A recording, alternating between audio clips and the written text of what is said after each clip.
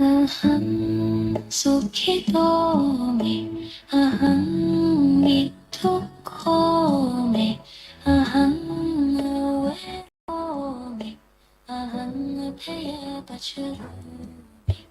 sukhiyantanam pariharami เปิดน้อม เปิดน้อมจิตวันทาพุทธาเริศราทรงทางปัญญานำพาพ้นภัยพระธรรมคำสอนตั้งทันน้ำใสเชื่อลมหัวใจให้ใครล้นหล่น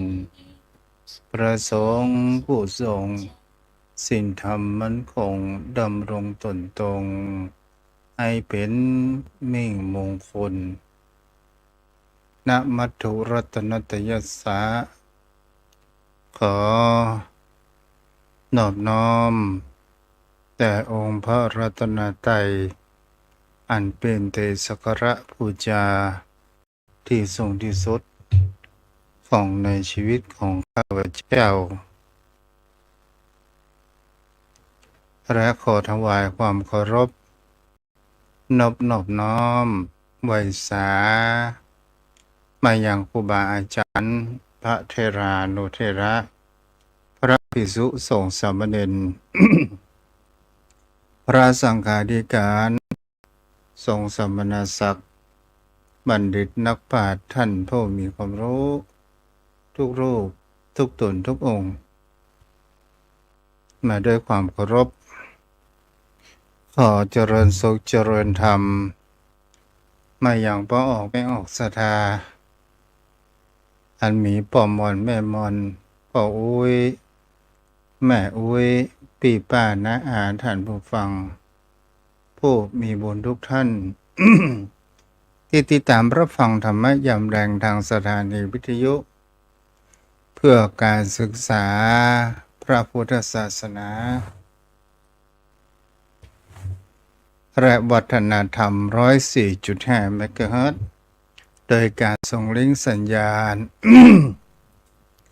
ปณสถานที่ตั้งสถานีวิทยุพระพุทธศาสนาแห่งนี้คือวัดฝายหินตำบลสุเทพอำเภอเมืองจังหวัดเชียงใหม่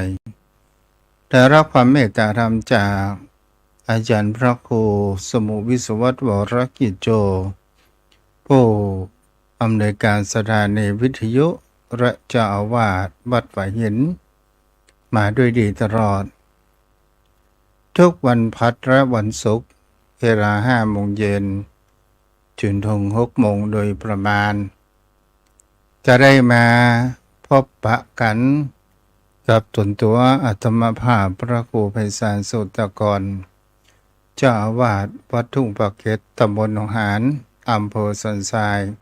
จังหวัดเชียงใหม่วันนี้ก็มาแล้วมาอยู่กับกันศรัทธาญาติโยมทั้งหลายวันนี้บางคนก็มีความดีอกดีใจบางคนก็มีความเศร้าเพราะว่าเป็นวันที่16บางคนก็ว่าได้มีความกระวนกระวายในสิ่งที่มันเกิดขึ้นเพราะว่าเราไม่ได้ไปแต่ต้องโยมพ่อโยมแม่ท่านผู้ฟังวันนี้เราก็มาอยู่กับกันในการศึกษาธรรมะวันนี้จะเป็นธรรมะกติธรรมและมีแห่งการเล่าเรื่องโยมพ่อโยมแม่นั้นได้รับฟังเพื่อเป็นธรรมะบันเทิงเกิดกับโยมพ่อโยมแม่ท่านผู้ฟังทั้งหลายก่อนที่เราจะเข้าไปสู่นั้นในเรื่องแห่งคำว่านิทานและแฝงไปด้วยคติธรรมโยมพ่อโยมแม่ท่านผู้ฟังทั้งหลายบางสิ่งบางอย่างเป็นสิ่งที่คนเราก็เข้าใจบางสิ่งบางอย่างคนเรานั้นก็จะต้องใช้เวลาถึงจะมีความเข้าใจในวิถีชีวิตเกิดขึ้นบางคนบางคราวก็ผ่านเพียงแค่ความปรากฏการณ์แห่งความเป็นไปแห่งธรรมชาติจะได้รู้แล้วในแห่งสัจธรรมนั้นเกิดขึ้น อันนี้ก็เป็นสิ่งที่บุคคลเฮาบางครั้งบางคราวเฮาก็อ่านได้ว่า ความรู้ที่เขาเรียกว่าปัญญาของคนเฮานั้น มีความบ่เสมอกันนั้นเกิดขึ้น บางคนก็ต้องใช้เวลานานมาก ถึงจะมีความเข้าใจแก่นแท้แห่งพระธรรมศรัทธาญาติโยมทั้งหลาย บางท่านบางคนก็มีความเข้าใจผิดว่าเงินทอง สามารถซื้อได้ทุกสิ่งทุกอย่าง ก็เป็นสิ่งที่บุคคลที่มีความเข้าใจประการเช่นนี้ มันก็ซื้อความสุขได้เพียงแค่ภายนอก แต่ความสุขจิตใจของบุคคลเหล่านั้น มันก็จะต้องขึ้นอยู่กับตนตัวของบุคคลเหล่านี้เอง ก็คือหมายถึงว่าเราต้องกระทำมาได้อยู่ในสิ่งที่เป็นปัจจัยภายนอก ปัจจัยภายนอก มันเป็นสิ่งที่มีความสุขเพียงแค่ชั่วครั้งชั่วคราวนั่นเองโยมพ่อโยมแม่บางคนก็บอกว่ามีความเข้าใจว่า เงินสามารถซื้อได้ทุกสิ่งทุกอย่าง เหมือนเรื่องที่จะเล่าให้กับโยมพ่อโยมแม่ได้รับฟังต่อไปนี้ ซึ่งมีเศรษฐีอยู่คนหนึ่ง ก็ได้ชื่อว่าชวาลศรัทธาญาติโยมทั้งหลายเศรษฐีชวาลนี้เป็นคนที่มีความขยันขวนขวายและมีความเป็นนักธุรกิจมืออาชีพจนมีเงินมีทองอยู่มากมายก่ายกองเกิดขึ้นจนทำมาหากินแทบจะมามีเวลาให้กับตัวเองศรัทธาญาติโยมทั้งหลายตกมาอยู่วันหนึ่งนั้นเศรษฐีคนนี้ก็ได้ไปฟังน้ำฟังธรรมว่าการทำบุญเป็นสิ่งที่สำคัญมากในวิถีชีวิตเกิดขึ้นเศรษฐีคนนี้เศรษฐีชาวบ้านนี้ก็ได้มีความเข้าใจในเกี่ยวกับเขาก็ว่าบุญกับในการที่ออมสตางค์หรือว่าออมเงินหมายถึงเขาว่าบุญก็เหมือนกับการฝากธนาคารเมื่อเราจะใช้เราก็ไปถอนออกมาเกิดขึ้นเศรษฐีคนนี้ก็เลยเกิดแห่งความเข้าใจผิดเกิดขึ้นก็เลยมีความคิดในเรื่องเขาว่าเงินคือพระเจ้าเงินซื้อได้ทุกสิ่งทุกอย่างซื้อได้กระทั่งแม้คำว่าบุญก็เลยมีไอเดียและมีความคิดว่าในเมื่อเฮานั้นมามีเวลาในที่จะทำบุญเกิดขึ้นก็เลยประกาศรับสมัครบุคคลว่าใครจะมาสมัครเพื่อเป็นตัวแทนของมหาเศรษฐีคนนี้ในการทำบุญเพื่อที่จะเอาบุญนั้นไว้เป็นเสบียงทรัพย์ให้กับตนตัวเศรษฐีนี้เข้าใจผิดเกิดขึ้นแต่ก็มีคนมาสมัครศรัทธาญาติโยมทั้งหลายมีคนมาสมัครผ่านคนแล้วคนเล่าก็มีความอดทนเกิดขึ้นแต่มีชายที่มีความยากจนก็คือหมายถึงเขาว่าหาเช้ากินค่ำหาเงินหาทองบังเอิญก็ได้รับทราบข่าวในการรับสมัครในครั้งนี้เขานั้นชื่อว่ามั่นศรัทธาญาติโยมทั้งหลายนายมั่นคนนี้เนี่ยก็หันแล้วว่าเศรษฐีประกาศแล้วก็เข้าไปสมัครเศรษฐีก็ได้บอกว่านายมั่นแน่ใจหรือยังว่าจะทำงานนี้ได้แล้วนายมั่นก็บอกว่ากระผมสามารถที่ทำงานนี้ได้มันมีข้อแม้เป็นประการเช่นใดเศรษฐีคนนี้ก็บอกว่า เฮานี่บ่มีเวลาที่จะทำบุญทำทานบ่มีเวลาที่จะทำสมาธิเฮาขอนายมั่นเป็นตัวแทนของเฮาในการทำสมาธิในแต่ละวันประมาณ5ชั่วโมงสดาญาติโยมทั้งหลายถ้าครบ5ชั่วโมงแล้วเฮาจะให้วันละ 2,000 บาทนายมั่นก็หารประกันเช่นนี้ว่าโอ้ทำงานเพียงแค่นั่งสมาธิสบายนายมั่นคนนี้ก็ยอมรับดีกว่าที่ไปตากแดดดีกว่าที่จะไปคนหินดินทรายก็เลยรับสมัครสถานญาติโยมทั้งหลายชายผู้ชายอยากจนชื่อว่ามั่นนี้ก็ได้หันได้ว่าวันแรกนั้นในการที่ทำสมาธิในห้องพระในบ้านเศรษฐีเกิดขึ้นเศรษฐีบอกว่านั่งสมาธิครบ5ชั่วโมงวันแรกนั้นนายมั่นก็เกิดแห่งความเจ็บป่วยในเรื่องแข้งขาเป็นเน็บเป็นชาเกิดแห่งความลำบากต่างๆนานาแต่ก็ในจิตในใจกระเริดแห่งความท้อเถียงกันเกิดขึ้นว่าโอ้จะเอากะนั่งสมาธิเนี่ยเจ็บแข้งเจ็บขาเป็นเน็บเป็นชาเนี่ยจะเอากะแต่แหมจิตใจหนึ่งก็เพราะว่าถ้าเราพอทำแล้วเราจะเอาที่ไหนมาเลี้ยงดูครอบครัวของเรามีทั้งพ่อทั้งแม่เกิดขึ้นนายมั่นคนนี้นี่ก็จิตอันเป็นไฟดีก็บอกว่าอดทนกะอดทนวันที่1นั้นผ่านไปนายมั่นก็ได้แล้ว 2,000 บาทก็ไปซื้อข้าวปลาอาหารจุนเจือในครอบครัวเกิดขึ้นวันที่2นั้นนายมั่นก็มานั่งถามแหมก็ได้มีแห่งเขาว่าจิตนั้นมีเกิดแห่งมีความฟุ้งซ่านต่อสู้กับกิเลสปัญหามากมายที่มันเกิดขึ้นบางครั้งบางคราวจิตก็ไปคิดในเรื่องแห่งความอดีตที่มีความเจ็บแค้นความสบประมาทต่างๆนานานั้นเกิดขึ้นในเมื่อเกิดแห่งความมุ่งหวัง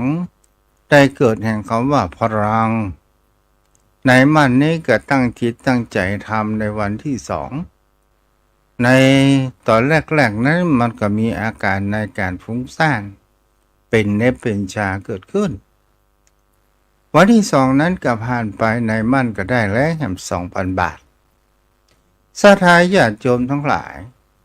วันที่3จิตก็เริ่มดิ่งสู่แห่งความว่าความสงบความตั้งมั่นอันเป็นสมาธิเกิดขึ้นเริ่มที่จะมีแห่งเขาว่าความฟุ้งซ่านก็บ่ค่อยเกิดขึ้นนั้นมากนักวันเวลาผ่านไปทำประการเช่นนี้ศรัทธาญาติโยมทั้งหลายวันเวลาผ่านไปในมั่นก็มีจิตใจที่อันมั่นคงและมีความสงบแห่งสมาธิแห่งจิตแห่งใจและมีปัญญานั้นเกิดขึ้นยิ่งทำยิ่งนั่งจะยิ่งมีแห่งเขาว่าความสบายแห่งจิตแห่งใจนั้นเกิดขึ้นเริ่มที่จะมีแห่งเขาว่ามีความสติอันที่มีความมั่นคงและมีปัญญามีความเข้าใจในแห่งสัจธรรมเกิดมากยิ่งขึ้นเรียกว่าปัญญาศรัทธาญาติโยมทั้งหลายวันเวลาผ่านไปไวเหมือนโกหกนายมั่นกระทำประการเช่นนี้อยู่10 ปีศรัทธาญาติโยมทั้งหลายแล้วค่าจ้างวันละ 2,000 นายมั่นนั้นก็เก็บไว้บางส่วนก็จุนเจือนั้นครอบครัวเกิดขึ้นที่นี้เนี่ยศรัทธาญาติโยมทั้งหลายเศรษฐี ก็ต้องมีความแก่ชราเพราะว่าในการอายุนั้นผ่านไปประการหนึ่งประการที่สองเป็นนักธุรกิจมามีเวลาที่จะพักผ่อนเกิดขึ้นทีนี้เกิดอากาศบสบายมีลมหายใจโรยรินเข้าโรงพยาบาลหมอก็บอกว่าท่านเศรษฐีตอนนี้ท่านเศรษฐีนี้มีความชราภาพมากและมีความเหนื่อยแห่งจิตแห่งใจเกิดขึ้นแล้วระบบหายใจของเศรษฐีนั้นจะอยู่แหมบานานสักเท่าใดเศรษฐีคนนี้สถานญาติโยมทั้งหลายก็เลยเกิดขึ้นได้ว่าอ๋อตอนนี้เราจะถอนเนี่ยเขาว่าบุญละก็บอกเฮ้อพยาบาลว่าเฮ้อไปห้องนายมั่นที่ยังบ้านเพื่อที่เราเมื่อก่อนที่เราจะหมดลมหายใจสาธารญาติโยมทั้งหลายนายมั่นนั้นก็ได้รับคำบอกกล่าวบอกเฮ้อมาเยี่ยมเศรษฐีชื่อชวานคนนี้เมื่อเข้ามาถึงห้องใกล้เข้าประตูก็เขาอนุญาตครับสาธารญาติโยมทั้งหลายเศรษฐีก็บอกว่าเข้ามาแหละเข้ามาเลยไม่มีอะไรสาธารญาติโยมทั้งหลายเมื่อนายนายมั่นนั่งข้างๆนี้ก็แล้วกับเศรษฐีนั่นก็เอ่ยว่านี่นะนายมั่นตอนนี้เราจะใกล้ตายแล้วบุญที่ไปทำสมาธิอยู่เป็น10 ปีที่ในยังบ้านของเราในห้องพระบ้านของเราเนี่ยเราพร้อมทั้งเปิดแอร์ทำสมาธิเป็นอย่างดีตอนนี้เนี่ยบุญกุศลที่เราสั่งสมแต่เราเนี่ยบัดเดี๋ยวนี้ขอถอนเอามาเป็นตัวของเราได้หรือได้ก่อหรือไม่สาธารณญาติโยมทั้งหลายมันจะเป็นไปได้ก่อนที่ว่าฝากคนอื่นทำแล้วตัวเองจะได้สาธารณญาติโยมทั้งหลายมันก็มีปัญหานั้นเกิดขึ้นในแห่งคำว่าเศรษฐีเกิดแห่งความเข้าใจผิดว่าบุญเหมือนทรัพย์ที่ฝากธนาคารแล้วก็จะถอนออกมาในมั่นนี้เหมือนกับว่าเบิกบุญมากับเศรษฐีสาธารณญาติโยมทั้งหลายนายมั่นก็เลยเกิดอย่างเขาว่าเราจะอธิบายอย่างใดดีฮะก็ด้วยแห่งการทำสมาธิมีปัญญาไอเดียปิ๊งเกิดขึ้นสาธารณญาติโยมทั้งหลายบังเอิญกับหันผลส้มที่อยู่ยังข้างเตียงของเศรษฐีแล้วก็นำส้มนั้นมาแกะแล้วก็ได้กินต่อหน้าต่อตากับเศรษฐีท่านก็บอกว่าเอาไม่ไหนบุญน่ะนายมันก็กินส้มโอ้ส้มเหมาะดีเนาะท่านเศรษฐีใครซื้อมา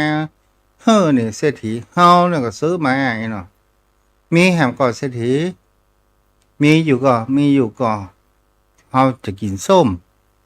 โอ้สาธารณญาติโยมทั้งหลายกำนี้เศรษฐีก็หันว่านายมั่นบ่ยอมถอนบุญ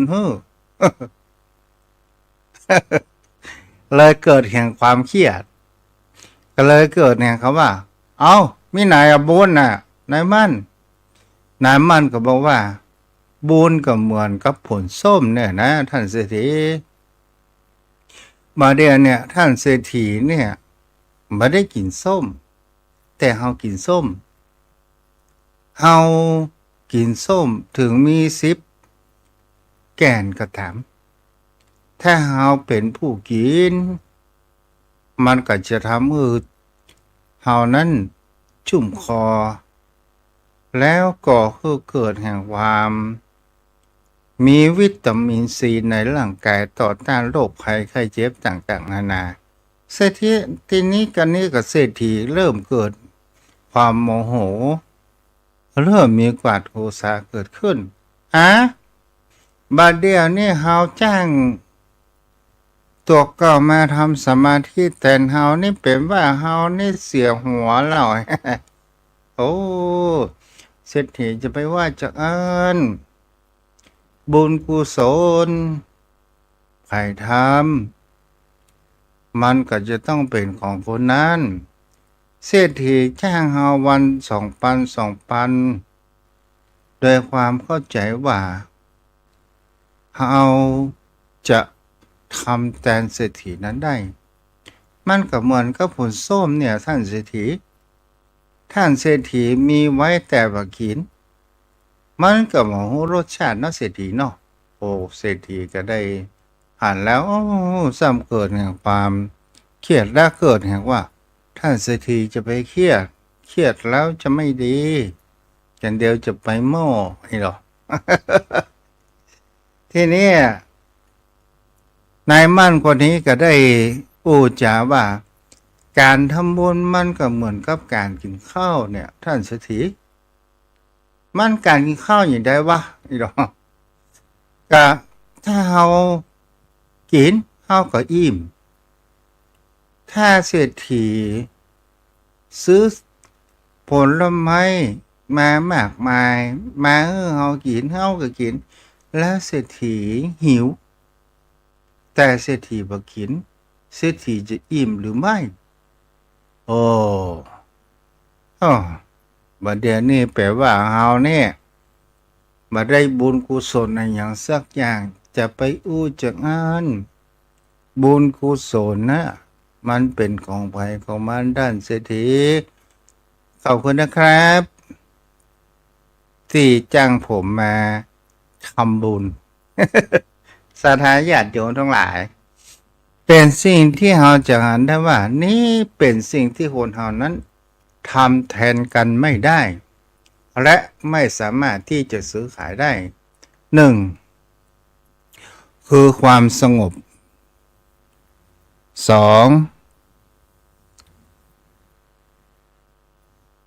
ความสงบ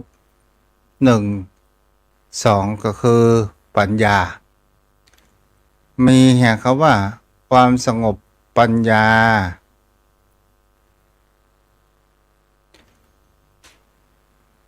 บูญ1บูญ2ความสงบ3ก็คือปัญญาสามารถที่จะทำแทนกันได้และสามารถที่จะซื้อขายกันได้อันนี้สามารถที่จะโอนกรรมเป็นกรรมสิทธิ์ของใครผู้ใดผู้หนึ่งแต่สิ่งทรัพย์สินสมบัติจะเป็นที่ให้แน่ป่าตั้งจะเป็นเงินทองมันยังตกเป็นของคนอื่นนั้นได้แต่บุญผู้ใดอยากได้บุญมีสมบัติอันเป็นบุญก็ถือว่าเราก็จะต้องทำและความสงบและปัญญาก็ตามเหมือนนายมั่นเนี่ยศรัทธาญาติโยมทั้งหลายก็เป็นเศรษฐีในที่นี้ก็คือเป็นเศรษฐีทางจิตวิญญาณหมายถึงคำว่าเป็นผู้ที่มีแห่งคำว่าบุญญทรัพย์มากกว่าเงินตรา100 ล้านพันล้านของเศรษฐีเพราะว่าในการทำสมาธิในรอบ10 ปีที่ผ่านมาในมั่นนี้ก็ได้เกิดปัญญานั้นเกิดขึ้นก็เป็นบุคคลที่มีจิตใจที่มีสติและมีปัญญามีบุญมีความอิ่มมีความเข้าใจในหลักธรรมของพระพุทธเจ้าต่อมาศรัทธาญาติโยมทั้งหลายคนเฮานั้นเฮาจะเห็นได้ว่าการที่คนเฮาจะฝึก จิตใจของคนเฮานั้นมีสติ สติมีอยู่สองประการด้วยกัน สติก็คือความระลึกได้ ความระลึกได้อยู่ในแห่งเขาว่า ในสิ่งที่คนเฮานั้นบัดได้ฝึกมันเป็นของธรรมชาติ นั่นก็หมายถึงเขาว่าความนึกได้หันได้ แต่สติเหล่านี้นี่มันจะมามีแห่งความคงทน มันจะโดดแห่งเขาว่ากิเลสตัณหาชักพาไปได้ง่าย นั่นก็หมายถึงเขาว่าเมื่อเฮามีสติธรรมชาติกันเดียวก็มีกันเดียวก็หาย ถ้าเฮาได้ยินเสียงแห่งการดุด่าว่ากล่าวมาถึงยังตนตัวของเฮาก็จะหันได้ว่าสติของเฮาเริ่มมีแห่งเขาว่าหวั่นไหวแล้วก็เกิดแห่งความฟุ้งซ่านแล้วเกิดแห่งเขาว่าไม่มีเบรกสตินั้นก็โดนแห่งเขาว่าตัวแห่งความโกรธมาทำให้เฮานั้นขาดหายไปสตินี้เป็นสิ่งที่เป็นภายนอกที่ไม่ได้ฝึกแต่มันเป็นของธรรมชาติมันมีอยู่แล้วแต่สติที่ขององค์สมเด็จพระสัมมาสัมพุทธเจ้าบอกว่าถ้าบุคคลใดถ้าฝึกเฮานั้นมีสติคอยกำกับอยู่เสมอเหมือนกัลยาณมิตรมากกว่า100 คนพันคนสติในที่นี้เฮาฝึกได้สถาญาติโยมทั้งหลายพระพุทธองค์นั้นวางแนวทางไว้แล้วถ้าเฮาอยากจะมีไม่ยากนั่นก็คือ1อานาปานสติตามลมหายใจเข้าออกของคนเฮาเนี่ยเมื่อเฮาดูลมหายใจว่าอากาศสดชื่นแล้วเฮาก็ดูลมหายใจของเฮาเข้าออกแค่นี้สติของเฮามันก็อยู่กับในตนตัวของเฮานี้ประการแรกมันก็ไปส่งจิตของเฮานั้นไปคิดในเรื่องอื่นต่างๆนานาเกิดขึ้นถ้าหาอยู่ทำอยู่สม่ำเสมอเฮาจะบ่โดนไฟแห่งโทสะไฟแห่งความว่าความโลภจุหลอกลวงนั้นได้ง่ายเกิดขึ้นประการต่อมานั้นก็คือการแสดงคือพูดว่าภาษาสมัยใหม่เรียกว่าสแกนร่างกายก็คือหมายถึงเอาความรู้สึกพิจารณาร่างกายของคนเฮาอ่านว่าโอ้ตอนนี้เฮาเนื้อหนังบางสาเฮาก็เหี่ยวย่อนยานมันบ่เต่งตึงเหมือนสมัยแต่ก่อนบัดเดี๋ยวนี้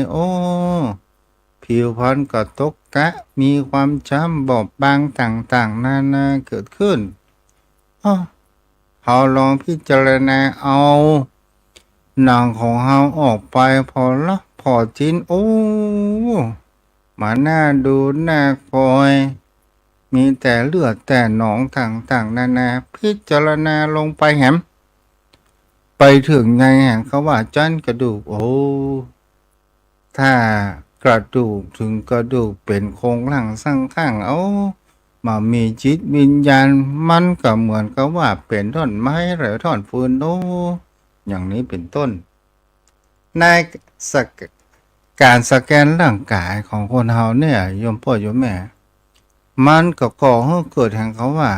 สติของคนเฮานั้นเกิดขึ้นและมันเป็นสแกนว่าร่างกายของคนเฮานี่ตัดใดพ่องเจ็บปวดตัดใดพ่องที่มันมีความตึงเฮาดูลมหายใจของเฮาแล้วเฮาก็บอกว่าผ่อนคลายผ่อนคลายผ่อนคลายแล้วเฮาก็พิจารณาไปเมื่อมันผ่อนคลายแล้วเฮาก็อ่านว่าแท้ที่จริงเวทนานี่มันก็ว่าเที่ยงเนาะ มันก็ตกอยู่ในใต้อำนาจของพระไตรลักษณ์อย่างนี้เป็นต้น ประการต่อมาศรัทธาญาติโยมทั้งหลาย นั่นก็คือการเดินจงกรมคำว่าเดินจงกรมก็หมายถึงคำว่าการเคลื่อนไหว ถ้าเราเดินจงกรมถ้าเป็นที่สำนักวิปัสสนาจารย์มันก็มี6ระยะ หรือเราจะเอาความรู้สึกว่าขวาซ้ายขวาซ้ายหรือว่าย่างไปย่างมาแต่เราต้องเอาสติไว้ที่เท้าของเราโดยการที่เรานั้นบ่ได้ก้มต้องทอดสายตาไปประมาณสัก3 เมตรแล้วเราก็เดินไปขวาย่างหนอซ้ายย่างหนออย่างนี้ก็มีสติเกิดขึ้นมันก็ทำง่ายหรือเฮาเตียวศรัทธาญาติโยมเฮาคิดอยู่ในใจถ้าเฮาเตียวเพื่อออกกำลังซ้ายขวาซ้ายซ้ายขวาซ้ายเฮาบ่คิดไปที่อื่นมันก็จะทำให้สติของเฮานั้นมีพร้อมเกิดขึ้นศรัทธาญาติโยมทั้งหลายในการฝึกแบบนอกรูปแบบนั้นก็มันมีอยู่ประการที่4ก็คือการทำทีละอย่างวิธีทำก็คือในการที่เฮาเวลาเฮากินข้าวเพื่อเฮาฝึกสติในการดูแลแห่งกำข้าวของเฮาว่าเฮากินเพื่อให้เฮามีชีวิตอยู่เฮาบ่ได้กินเพื่อให้ความอิ่มหรือที่ภาษาปฏิบัติธรรมบอกว่ายกหนอเข้าปากหนอเคี้ยวหนอเคี้ยวหนอเคี้ยวหนอหรือว่าอาบน้ำตักหนอเย็นหนออย่างนี้เป็นต้นศรัทธาญาติโยมทั้งหลายนี่ก็คือการฝึกสติเมื่อคนเรามีสติแล้วมันจะรู้ทันแห่งอารมณ์ที่มันจะเกิดขึ้นจะเป็นอารมณ์โกรธอารมณ์หงุดหงิดดีใจเสียใจอะไรอย่างก็ตามมันจะบรรลุไปได้ง่ายและเราก็จะมามีแห่งความว่าไปตามอำนาจสิ่งที่เข้ามากระทบทางอายตนะภายในของเราตาหูจมูกลิ้นกายใจหรือความสัมผัสบางท่านบางคนตาไปหารูปโอ้รูปนี้สวยจังเลยหูได้ยินเสียงโอ้เสียงชื่นชมไพเราะจังเลยเธออยู่ที่ไหนเฮาก็ลองพอว่ามิจฉาชีพเนี่ยศรัทธาญาติโยมทั้งหลายมันใจอะไรอย่างล่ะมันก็ใจกำอู้เนี่ยมันบั่นล้อมก่อให้เกิดแห่งความบั่นวิตกก่อให้เกิดแห่งความกลัวบางคนบางขั้นบางมิจฉาชีพกับใจกรรมประโลมหวานล้อมอ่อนวอนไปต่างๆนานาให้เกิดแห่งความตายใจแต่ถ้าว่าบุคคลที่มีสติแล้วจะบโดนแห่งคำว่าลมแห่งเสียงลมแห่งปากมาให้เฮารู้ไปตัวเองแห่งความอยากได้มากมายอย่างเช่นมีคนบอกว่าลงทุนลักนี้เด้อจะได้ตอบแทนไปแห่ม10 เท่ามันก็เหมือนกับบอกว่าคนขายหวยศรัทธาญาติโยมทั้งหลายอ้าวรางวัลเอาก็บอกว่าเอารางวัลที่อะไรรางวัลที่1ถ้าไม่เอาแล้วจะเสียใจเขาก็บอกว่าย้ำบักเก็บไว้เสียจะเอามาขายยังรางวัลที่1เนาะ เอาละศรัทธาญาติโยมทั้งหลายวันนี้ก็อยู่ไปให้พอดีเด้อจะเดี๋ยวก็อยู่กับพ่อหนานอู้กับพ่อหนานเนาะอันนี้คือเกิดแห่งความเข้าใจเด้อศรัทธาญาติโยมทั้งหลาย ใกล้เข้าพรรษาแล้วเนาะโยมพ่อโยมแม่ท่านใดอยากจะเป็นเจ้าภาพค่าน้ำค่าไฟก็ตามเด้อก็สามารถที่ทำบุญกันได้ ถ้าไม่มีก็ไม่เป็นไร ฟังธรรมะไปทุกข์ก็สุขใจโยมพ่อโยมแม่ก็ได้ปัญญาเนาะ ครับขอกราบแต่ใจด้วยสาเมตตาบารมีธรรมท่านพระคุณเจ้าด้วยความเคารพอย่างสูงยิ่งครับท่านเจ้าครับ เจ้าเพราะนั้นว่ามีก่อนคนที่เข้าใจผิดว่าบุญเนี่ย มีเงินแล้วซื้อได้อย่างเพราะนั้น คนก็คงเข้าใจดีครับคนที่บัดมีวิชาที่ดีครับท่านพระคุณ อืม เจ้า อืม คนว่าบุญที่เราสร้างจะติดตามไปทุกที่ทรัพย์สินที่เรามีจะหมดกันทีเมื่อเราตายมันมีค่าสำหรับเราเมื่อเรามีชีวิต ถ้าเอาใจมันปลูกถ้าเอาใจเป็นเครื่องอำนวยความสะดวก ใจปัญญาของเรากับใจทรัพย์มันก็มีประโยชน์กับเราในการดำเนินชีวิตแต่ว่าถ้าเราปาใจให้เกิดประโยชน์มันก็บ่มีคุณค่าแต่ทรัพย์นั้นเราสามารถเปลี่ยนเป็นอริยทรัพย์ได้คือเอาไปสร้างบุญสร้างกุศลเป็นบุญต่อบุญไปตั้งหน้าที่เรามีทรัพย์ก็ย้อนเรามีบุญเก่าบุญเดิมแล้วเรามากินบุญเดิมมาสร้างต่อไปคือมันปิดอยู่กับตัวเราไปถึงพบดีพบหน้าครับท่านพบเจ้าครับ เพราะนั้นโอ้กับญาติโยมไปก่อนเด้อเอาขอเข้าห้องน้ำกันโอ้เป็นไรเด้อจ้า หากท่านญาติธรรมกัลยาณมิตรกัลยาณธรรมท่านเราท่านทั้งหลายที่ได้ฟังที่ท่านพระพุทธเจ้าได้ก่อนได้ก่อนจากพระปิฎกเป็นธรรมะคำสอนขององค์สมเด็จพระสัมมาสัมพุทธเจ้าเป็นหัวข้อธรรมแต่พื้นสีปันพระธรรมขันธ์แต่ท่านพระพุทธเจ้าเอาเลือกเอาหัวข้อในคนนึงได้มาอธิบายเนื้อความเข้าใจชัดเจนเพื่อจะได้เกิดประโยชน์ส่วนที่ผลได้เป็นมรรคเป็นผลกับพระสาธุชนกับพระญาติธรรมผู้ที่มีความสนใจมีความรักใคร่ผู้ใคร่อยู่ในธรรมทั้งหลาย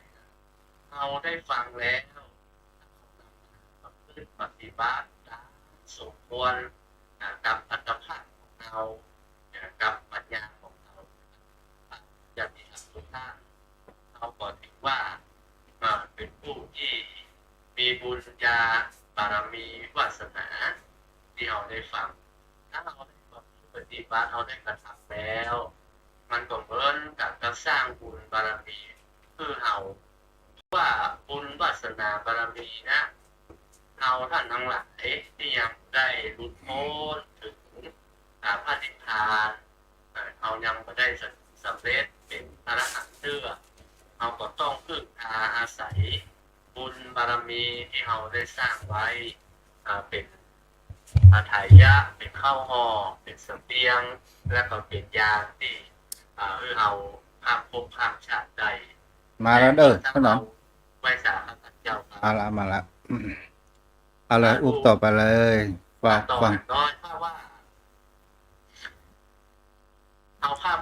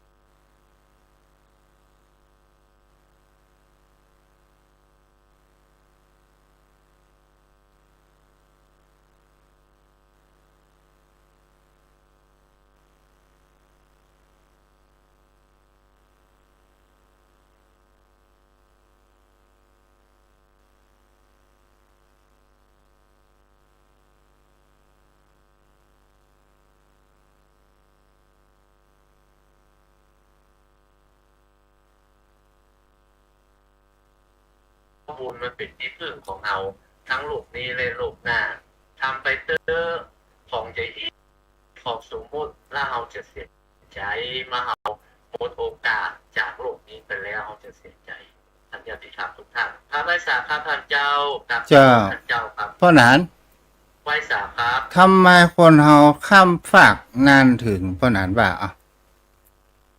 ข้ามฟากอย่างครับท่านเจ้า ข้ามโอคะวัตสงสาร มันเหมือนดังที่พวกนั้นอู้ว่าเฮาขึ้นเรือแล้วเนี่ยเฮาจะไปแหมฝากฝั่งหนึ่งเนี่ยคนเฮานั้นส่วนใหญ่เนี่ยมันลงเรือละพวกนั้นแต่มันบ่ไปถึงฝั่งง่ายๆเพราะอย่างพวกนั้น โอ้ มันมีเครื่องพันธนาการมันมีนิวรณ์แล้วอินทรีย์มันบักแก่กล้าพละกำลังมันบักแก่กล้าบอกมันเฮาขาด ถ้าเราจะอู้ไปแล้วก็คือเครื่องมือที่จะทำให้เราข้ามน่ะมันบ่สมบูรณ์มันขาดโพธิปักกิยธรรมเพื่อเครื่องมือเรา37อย่างก่อนที่ข้ามภพข้ามชาติแต่เราอินทรีย์คือความเป็นใหญ่พละคือกำลังที่เราจะข้ามภพข้ามชาติเอามีน้อยโอ้ง่ายก็คือเราขาดความเพียรเราขาดความตั้งใจอ่ะมันเลยก็เลยไปบ่ถึงแล้วเราก็ต้องมาเราก็ต้องมาเวียนวนด้วยทุกข์เนี่ยลำบากด้วยทุกข์ด้วยโลกธรรมอยู่ในเนี่ยวัฏสงสารเนี่ยเวียนไปมาเราก็ทุกข์ที่จริงสุขแล้วมันก็มีแต่มันมีเหมือนนักตะไดส่วนมากมันก็จะเป็นทุกข์เพราะว่าเราเกิดมาเนี่ยมันโดยทุกข์ที่มันอยู่กับร่างกายของเราความเที่ยงแท้แน่นอนเป็นภาพไตรลักษณ์เนี่ยอันนี้จังทุกขังอนัตตาเกิดกับร่างกายของเราเนี่ยครับร่างกายของเราเนี่ยมันก็อยู่ได้ตั้งอยู่ได้บานานในขณะที่มันตั้งอยู่ได้บานานเนี่ยมันก็มีการแก่แล้วก็การเจ็บเข้ามาแทรกประการแก่การเจ็บเนี่ยมันเป็นสภาพที่ทนได้ยากที่สุดครับมันเป็นทุกข์คือทุกสิ่งที่แบบสบายกายมันสบายใจครับท่านจะพิธามครับไว้สาท่านเจ้าครับที่คนเฮาลงเรือและเฮาไปบ่ถึงฝั่งเนี่ยเพราะนั้นเพราะว่าเฮาบ่ยอมปลดเชือกหรือว่าบ่ถอนสมอมันเลยไปยากถ้าอุปมาเหมือนดังธรรมะก็คือความยึดมั่นถือมั่นมันออกไปบ่ได้อ่ะเนาะมันบ่ได้ถอนสมอท่านพระคุณเจ้าเชือกที่มัดเอาไว้มันมัดถึง3ตีกว่าท่านญาติธรรมทั้งหลายมัดคอยังบ่พอมัดศอกเฮาแหมมัดศอกยังบ่พอมามัดตีนเฮาแหมเนี่ยแล้วไผจะเป็นคนแก้น่ะพระพุทธเจ้าเนี่ยองค์เดียวที่เพิ่นแก้ให้เฮาเนี่ยแต่ว่าเฮาบ่ยอมเอาบ่ยอมเพื่อเพิ่นแก้เอาเพื่อเพิ่นมัดอยู่นั่นน่ะเนี่ยมันเลยไปยากมันบ่ถึงสักเตือเหมือนท่านเจ้าประมาณว่ามันทิ้งสมอทอดสมอลงมันบ่เอาสมอขึ้นมันก็เลยไปบ่ถึงฝั่งมันก็เลยติดอยู่ที่นั่นน่ะมันติดอยู่ที่เป็นน้ำที่ฝั่งมันก็เลยขึ้นก็เปิดสกัมชีวิตคนเฮาก็เป็นเช่นนั้นโอ้มีความยึดมั่นถือมั่นกับลูกกับเต้าอย่างพอแหมกับครอบกับครัวอย่างพอแหมครับทรัพย์สินของสมบัติที่มันเป็นเครื่องพันธนาการผูกมัดของเฮาเนี่ยหัวปอมันยึดมั่นถือมั่นในตัวเนี่ยสักยะที่เฮาทุกวันเนี่ยที่เฮาไปทุกข์กับมันเนี่ยเราต้องไปยอมผมต้องไปเปลี่ยนท่านเปลี่ยนนี่ดึงหน้าดึงตาต้องทำทุกอย่างเพราะเฮาไปยึดติดมันนักละไปทั้งที่มันเป็นธรรมชาติมันเป็นของมันอย่างเงี้ยใครที่แก้บ่ได้เพราะมันเป็นสัจธรรมเกิดมาแล้วมันก็แก่แล้วในภาวะที่แก่นะมันมีโรคภัยไข้เจ็บและความเปลี่ยนแปลงของร่างกายเจ็บแขนเจ็บขาปวดนั่นปวดนี่ไปหาหมอมันเป็นเรื่องธรรมชาติแต่เฮาท่านทั้งหลายมันก็ใครยอมรับสัมภาษณ์ที่เกิดจากธรรมชาติอย่างที่ทำไว้สาครับพระเจ้าครับมันก็เป็นสิ่งที่มันเกิดขึ้นกับร่างกายในสิ่งที่คนเฮานั้นถ้ายอมรับมันและเฮาเข้าใจมันและเฮาแก้ไขมันอย่างเช่นสายตาตะก่อนอย่างครับลูกตู้ก็ตามนะตะก่อนนี่พ่อมาอ่านหนังสือนี่บ่เคยล้าบัดเดี๋ยวนี้เริ่มล้าล่ะพอเข้า ติดกันเป็นเจิบ ท่านเจ้า หืม ผมยอมการนะแต่ตาผมนะ อืม ผมยอมการแต่มันต้องมารักษาเจ็บกบเจ็บประทนเอาอ่ะ แต่ว่ามันต้องรู้เท่าทันมัน ว่ามันเป็นธรรมชาติของมันเนาะมันตกพยายามเนี่ยมันเป็นของส่วนบุคคลมันก็เป็นทุกอย่างนะแต่ว่าไม่เป็นของไปของมันบางคนก็เป็นตั้งแขนตั้งขาบางคนก็เป็นตั้งหูบางคนก็เป็นตั้งตาก็ของผมนี่เป็นตั้งตาลำบากแต่ว่าเราก็ต้องรู้เท่ารู้ทันมันว่าเนี่ยมันเตอะ เฮายอม ชีวิต ถ้าเฮาแก้ไขไปได้เฮาก็ยอมรับมันเสียถ้าเนาะ ใช่พระพันเจ้าเขารู้เท่ารู้ทันมันเขากับผมเป็นธรรมะสังเวชแต่ว่าร่างกายสังขารเขาเป็นอย่างนี้จะรู้ก็เป็นเรื่องของธรรมชาติไปแบบให้เจ็บให้เป็นสักคนนะแต่มันมาของมันคนเดียวอ่ะมันมาของมันคนเดียวตามกาลเวลาของมันนะมันสมมากำอย่างนะ เพราะนั้นว่าถ้าเฮาอู้ไปตามความเป็นจริงเนี่ย สิ่งที่ทำให้จิตใจของคนเฮาลำบากให้จิตใจของคนเฮานั้น เกิดแห่งความทุกข์มากมายเข้ามาจิตใจหมายถึงก็ว่า บางสิ่งบางอย่างเข้ามาและเฮาขับใส่ไล่ส่งมันไม่ก่อปานนั้น ใช่ครับพระพุทธเจ้า ความที่เรายึดมั่นถือมั่นในสิ่งที่เข้ามาเราอยากที่มันอยู่กับเราเมินแต่มันก็ไปอยู่เมินและบางอย่างเราอย่าไปอยากเพื่อมาอยู่กับเราเมินประมาณก็อยู่กับเราเมินมันก็ทำให้เราต้องยึดติดนะครับท่านเจ้า เจ้าบางครั้งบางคราวอันนี้เป็นความคิดของลูกตุ๊ดเลยว่าการสร้างจิตเนี่ย มันก็ก่อให้เกิดแห่งความวิบากกันแล้วบ่ได้เนาะ ใช่ครับท่านพระพุทธเจ้า มันเป็นจริง ๆ เลยครับท่านพระพุทธ กู เจ้า ก็ตายกูก็ตายกูก็ตายกันบ่นั้น มันก็เป็นนี่มันก็เป็นความเบื่อหน่ายมันก็คือ ถ้ามันอยู่สุขสบายนะพระพุทธเจ้ามันก็เป็นทุกขเวทนาทั้งกายทั้งใจนะถ้าอยู่เป็น100 ปีพุทธแต่ว่ามันอย่างท่านเจ้าว่านะมันเป็นทุกข์ลำบากก็แค่ที่มันโป้นไปเหี้ยนะ อืม แต่ว่าเป็นนิพพิทาความเบื่อหน่ายมันก็ใช่ มันจะเป็นว่าเฮาปลงบ่ได้ปลงบ่ตกมันก็มีส่วนถูกแต่ถ้าเฮาปลงได้ปลงตกมันก็อยู่กับมันได้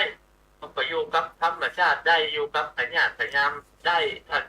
เจ้าก็รักษาที่ใจอย่างเดียวอะเข้ากับผมก็อย่างนี้ยท่านเจ้าก็รักษาอยู่ที่ใจก็ตามอัตภาพของมันเพราะว่าสถานการณ์มันก็เปลี่ยน เพราะนั้นว่าความสุขของคนแก่เนี่ย เพียงแค่ต้องการอย่างบ่นั้น โอ้ถ้ายังพูดถึงผู้เฒ่าคนแก่นะ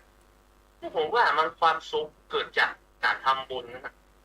ยินทำบุญอย่างอื่นนี่มันก็ได้ละท่านพระพุทธเจ้าบ่ค่าจะบ่มีอย่างนะท่านพระพุทธเจ้า เพราะว่าจะไปซุกในการไม่ทรัพย์สิ่งของเงินทองบ่ของมันหรอกเพิ่นได้กินเฮาได้กินเพิ่นได้ทานเฮาได้ทานเอาละจะไปด่าไปขายไปแข่งอย่างชีวิตเฮาก็โรยลาท่านพระพุทธเจ้าอ๋อคือเป็นทำบุญทำกุศลไว้กับตนกับตัว มันจะได้ติดตัวเฮาไป เอาไปข้างหน้ามันก็สบายไม่ต้องไปกลัวละไม่ต้องไปกลัวว่า เรื่องตายนี่มันเป็นเรื่องธรรมชาติไม่ต้องไปกลัวว่าพวกควรตายคนที่ควรตายเพราะเรื่องไม่ได้ทำความดีอย่างไรนะท่านเจ้าครับ สิ่งที่เป็นความสุขของคนเฒ่าสุขของก็มีที่นอน ประมาณกว้าง3x3ก็พอละ2ขอสุขมีข้าวปลาอาหารกิน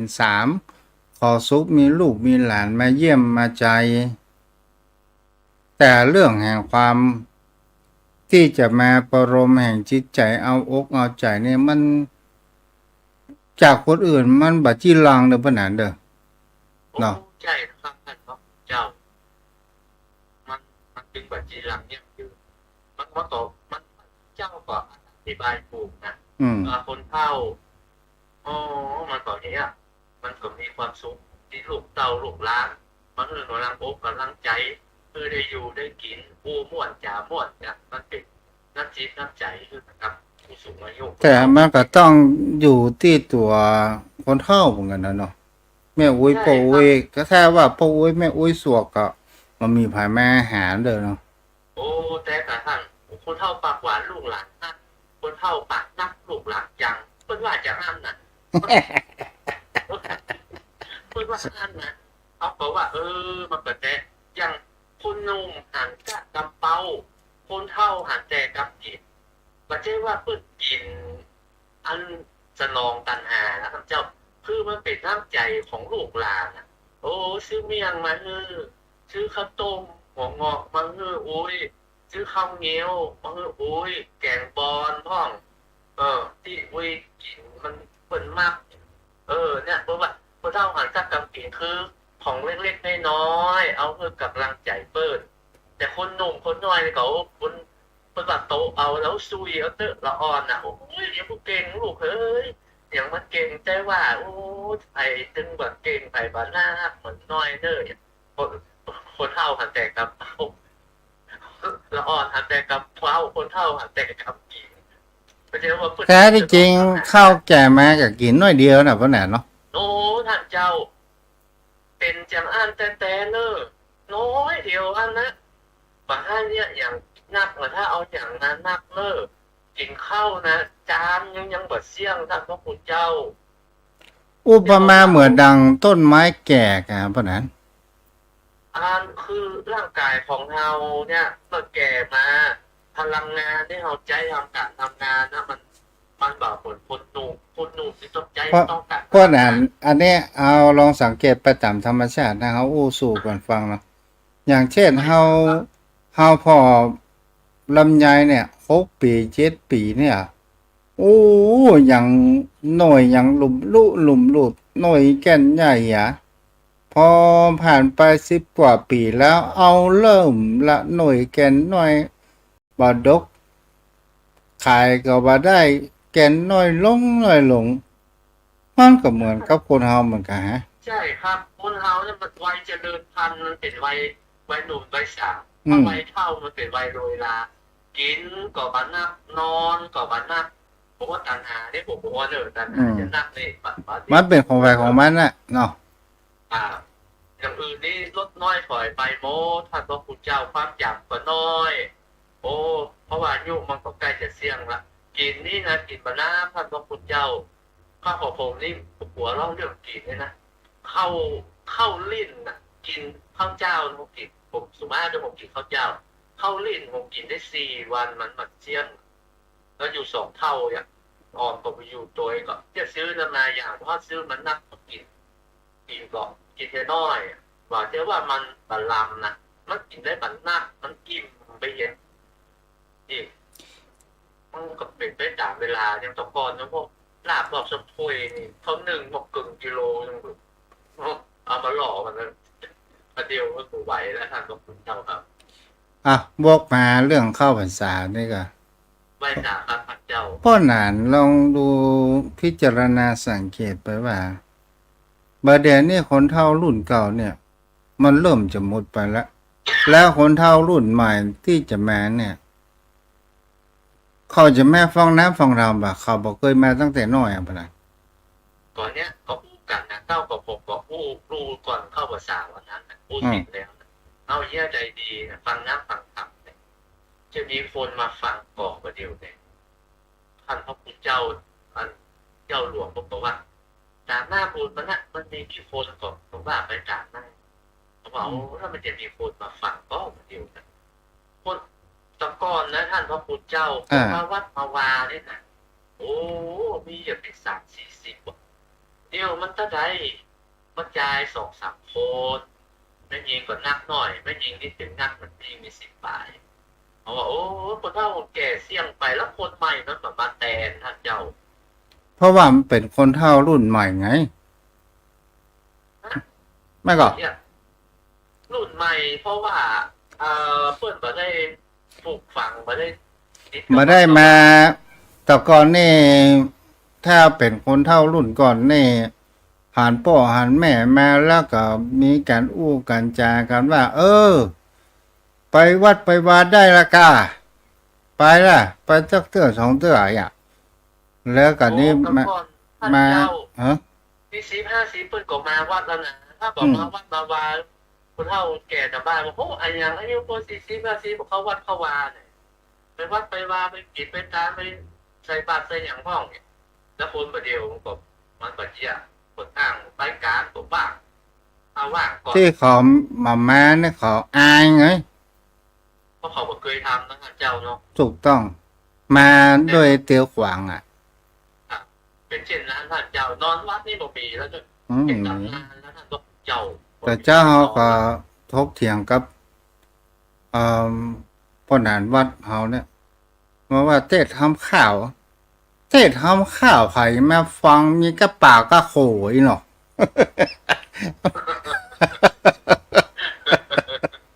มันเป็นบ้าเป็นโคยอ่ะ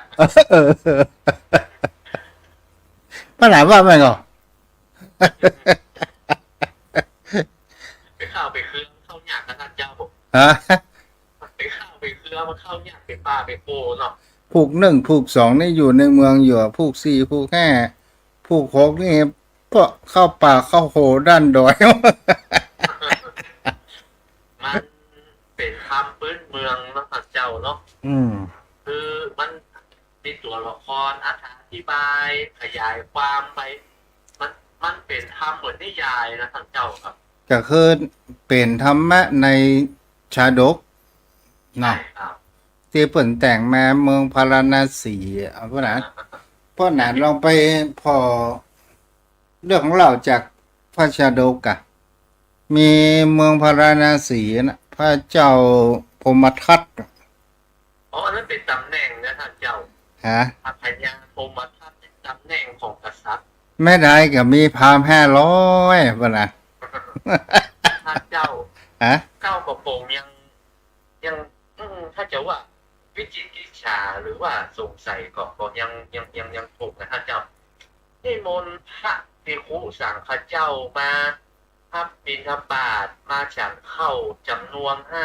500จำนวน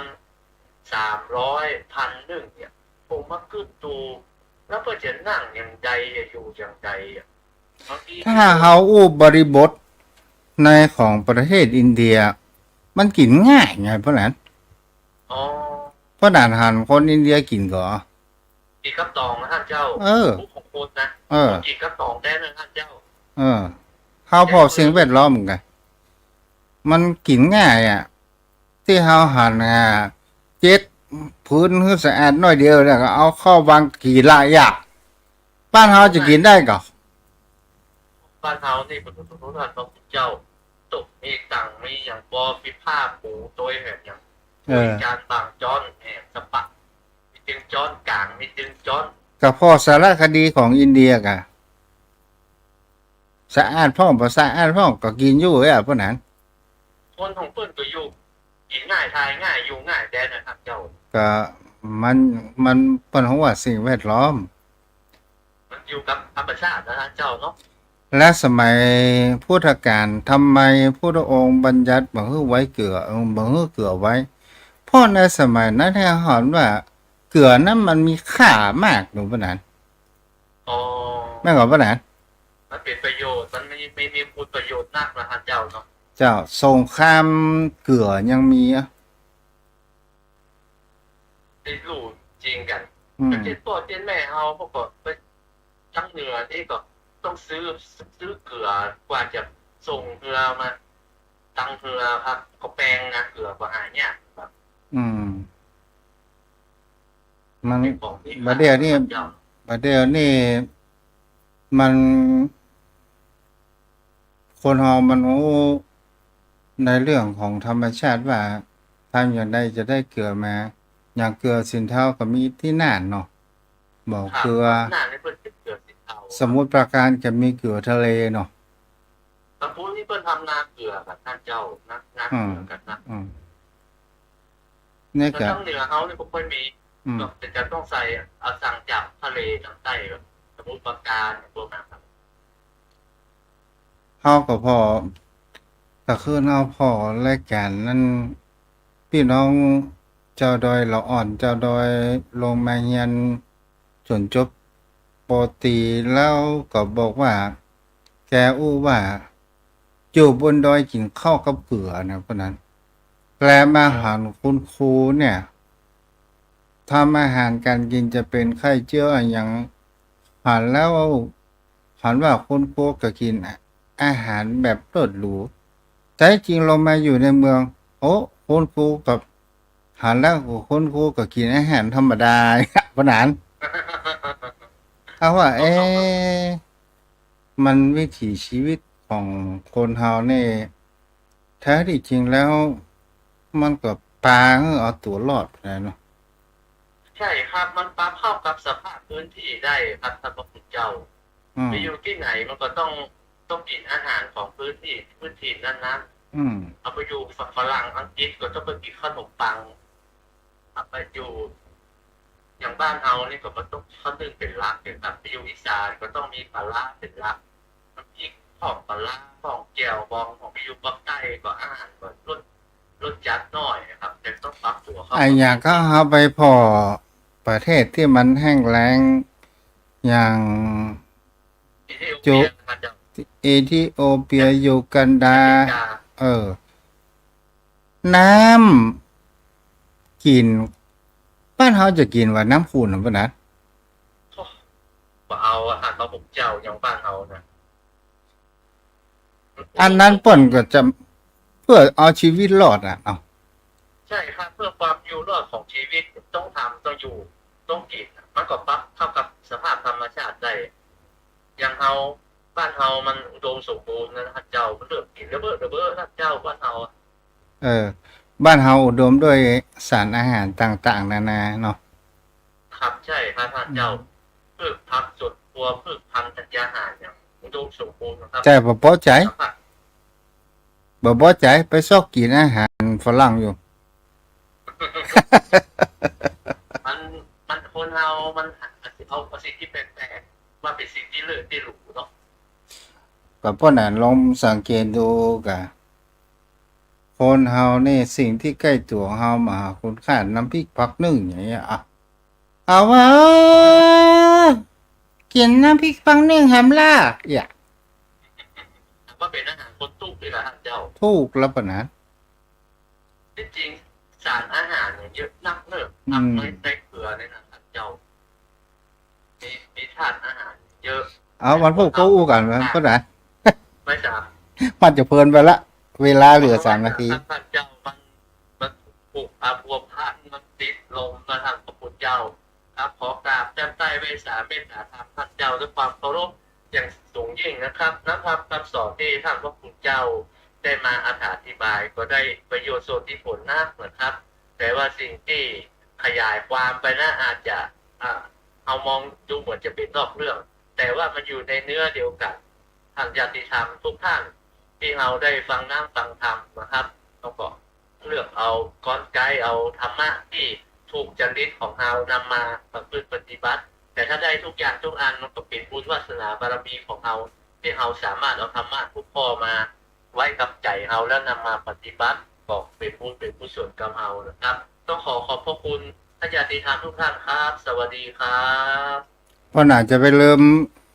อันนี้เด้อแค่โทรศัพท์นะครับ ใช่ครับเดี๋ยวท่านละอ่อนมาผมก็ตึงตั้งใจทำบุญเป็นการทำก่อนเข้าภาษาแต่สองเข้าอยู่ในการพ้นเรื่องภาษาวันนี้คนหนึ่งก่อนจึงว่านะโดงงเนี่ยบอกอยู่คนลุยได้ กับขายบอกผู้เท่าขายบอกผู้เท่า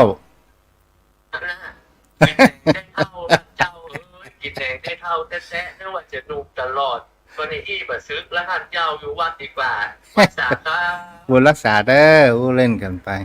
อนุโมทนาแม่ครูธัญญาแม่ประกายเพิกมุนเจริญเด้อเอาไว้จะอีเด้อวันพวกเอามาอู้จากกันไหมอู้ภาษาธรรมเป็นกรรมบ้านๆของเฮาอันนี้ไผ่ฮะเนี่ยเจริญพร